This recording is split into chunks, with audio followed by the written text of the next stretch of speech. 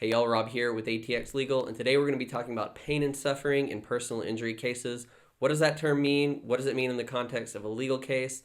And how does it affect the amount that you'll recover in your personal injury case? And the legal term for pain and suffering is just non-economic damages, and all that means is these are damages that you didn't have to pay out. These are not medical expenses. These are not lost wages. This is not actual money that you've had to pay, but it's just compensation for the pain and the suffering that you've had to deal with as a result of the accident. Now, you might already be seeing the problem with that is how do you calculate pain and suffering? This is a subjective thing. How do you put a dollar amount on a pain you feel in your arm or your leg or your head? It's really difficult, but there are ways, and you might call them legal fiction, that courts have used in order to determine the amount of the pain and suffering. Now, the factors that go into that, not only just the severity of the injury, but how has that injury affected your life? What sort of loss of enjoyment have you had in your life? Continued anxiety, continued pain that just lasts long after the accident has occurred. All of these factors can go into the determination of the amount of pain and suffering.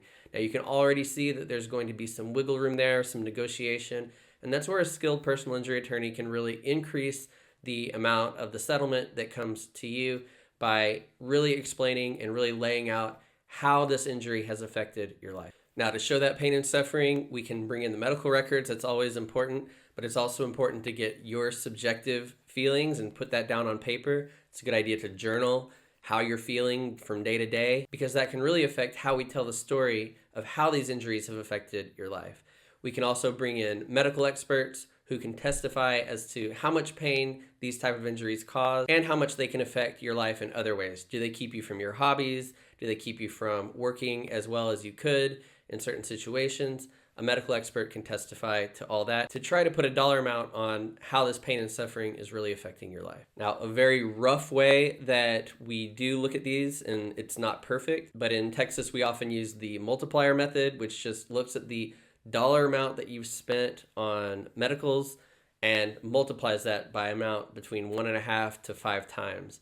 Now, obviously, that is a very rough way to do it. It doesn't take into account everything. And the factors that I talked about earlier can really boost that multiplier up or down. But just in a rough sense, you look at the amount of medical bills and you can multiply those by 1, 2, 3, up to 5 in some cases. And again, just to hammer this home, this is a very subjective thing. So a good personal injury attorney is going to prove up your pain and suffering with journals that you've created, testimony from your family and friends. Obviously, we're going to go to the medical records and bring in experts to talk about how those injuries really affect your life.